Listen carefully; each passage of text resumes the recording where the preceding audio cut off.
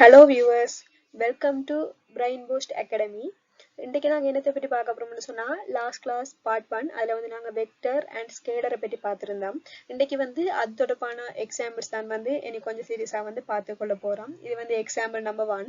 இதில் வந்து என்ன பற்றி பார்க்க போகிறோம்னு சொன்னால் determine the magnitude of the resultant force acting on the screw eye and its direction measured clockwise from the x-axis. So இங்கே வந்து இரண்டு விதமான கேள்வி வந்து கேட்டுக்கிறாங்க. ஒன்று வந்து ரிசல்டன்ட் ஃபோர்ஸினுடைய மேக்னிடியூட்டை வந்து டெட்டர்மைன் காணட்டாம். அடுத்தது வந்து அந்த ரிசல்டன்ட் ஃபோர்ஸினுடைய ஆங்கிள் வந்து அதாவது கிளாக் வைஸா வந்து எக்ஸ் அச்சில் இருந்து கிளாக் வைஸா வர ஆங்கிள் எவ்வளோன்னு சொல்லி கணிக்க சொல்லிக்கிறாங்க. ஸோ ஃபர்ஸ்ட் வந்து நாங்கள் எக்ஸ் ஆக்சில் வந்து தாக்குற ஃபோர்ஸுகளை வந்து பார்ப்போம்.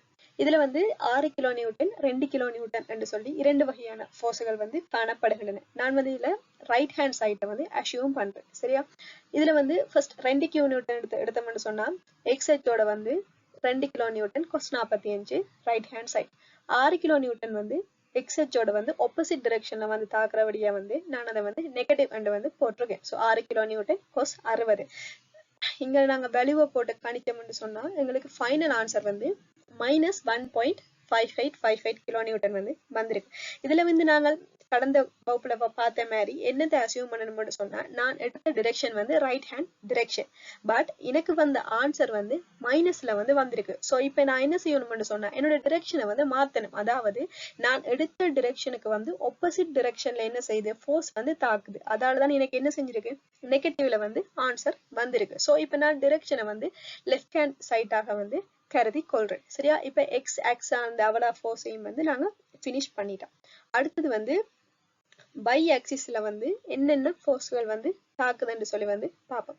பை எக்ஸ் எடுத்தோம்னு சொன்னா முதலாவது வந்து பை எக்ஸ்ல வந்து நான் கருதுறது வந்து டவுன்வர்ட்ஸ் கீழ் நோக்கி வந்து விசைகளை வந்து நான் தாக்குதுன்னு சொல்லி கருதி கொள்றேன். நீங்க மேல் நோக்கி தாக்குதுன்னு சொல்லி கருதி கொள்ளாம அது உங்களுடைய விருப்பம். ஸோ 2 கிலோ நியூட்டன் வந்து கீழ் நோக்கி தாக்கிக்க வந்து sin 45. 6 கிலோ நியூட்டன் வந்து கீழ் நோக்கி தாக்கிக்க வந்து sin 60. ஸோ இதுல நாங்க ஆன்சர் கண்டோம்னு சொன்னா எங்களுக்கு ஃபைனல் ஆன்சர் வந்து 6.63 கிலோ நியூட்டன். சரியா? இதுல வந்து ஆன்சர் வந்து பாசிட்டிவ்ல வந்திருக்கு. ஸோ நான் எடுத்த டிரெக்ஷன் வந்து என்னவா இருக்குது சரியாக வந்து காட்டுக்கு.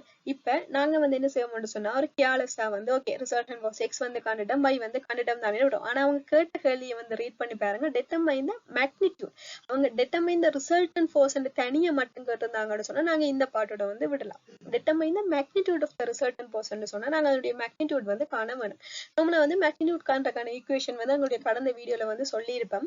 இங்க உங்களுக்கு திருப்பி இதுக்கான நான் ரிவைஸ் பண்ணி கொள்றேன். மேக்னிடியூட் காண்றேன்னு சொன்னா எக்ஸ் அண்ட் y ஃபோர்ஸ் எடுத்து அதை ஸ்கொயர் பண்ணிட்டு ஸ்கொயர் ரூட் எடுத்து விட்டோம்னு சொன்னா எங்களுக்கு வந்து ரிசல்டன்ட் ஃபோர்ஸ் வந்து காணக்கூடியதா இருக்கும். ஸோ இங்கேயும் அப்படித்தான் செய்யறோம்.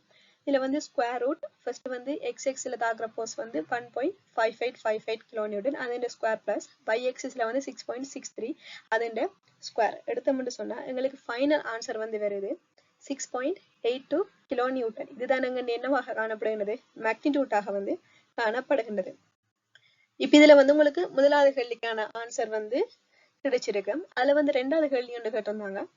அந்த ரிசல்டன்ட் ஃபோர்ஸுக்கு வந்து பாசிட்டிவ் எக்ஸ் ஆக்சில இருந்து கிளாக் வைஸா வந்து தாக்குற ஆங்கிள் எவ்வளவுன்னு சொல்லி கேட்டிருந்தாங்க. நாங்க வந்து உங்களுக்கு இதுல ஒரு வரைபடம் மூலம் வந்து காட்டி இருக்கிறோம். என்னன்னு சொன்னா இந்த ஆங்கிளை தான் நாங்க காட்ட போறோம். அதாவது இந்த ஆங்கிள் வந்து நாங்க தீட்டாண்டு வந்து வச்சிருக்கோம். நார்மலா தெரியும் எங்களுக்கு இந்த எக்ஸன் இந்த இதுக்கு எவ்வளவு பாகை இது ஒரு செங்கோணம் என்று சொன்னா அது வந்து ஒரு 90 பாகை. சரியா? இப்ப நாங்க காண வேண்டியது இந்த பேலன்ஸ் ஆயிருக்கிற இந்த அல்பாவை மட்டும் தான் என்ன செய்யணும் காண வேணும். ஸோ நாங்க இந்த ஆல்பா முக்கோணியை வந்து இங்கால பிரிம்பா எடுத்துட்டோம் உங்களுக்கு விளங்கக்கூடிய மாதிரி இருக்கிறதுக்காண்டி. இப்ப எடுத்தோம்னு சொன்னா இந்த சைட் இந்த பக்கம் வந்து 6.63 கிலோ நியூட்டன். இது விளங்கிச்சா? இந்த பக்கம் y நோக்கி கீழே தாக்குற இந்த ஃபோர்ஸை வந்து நான் வந்து அதில் அப்படி குறிச்சிருப்பேன்.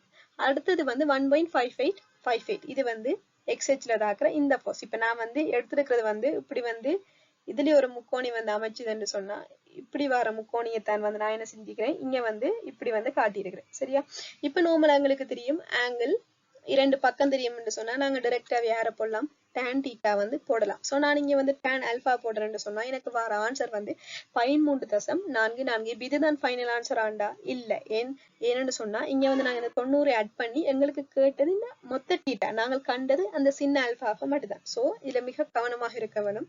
சோ நாங்க வந்து தீட்டா கண்டோம்னு சொன்னா 19 பிளஸ் ஆல்பா. So 90 plus 13.44. எங்களுக்குரிய ஃபைனல் ஆன்சர் வந்து 103.44 என்பது இதுல இருக்கிற ஆங்கிளாக வந்து காணப்படுகிறது.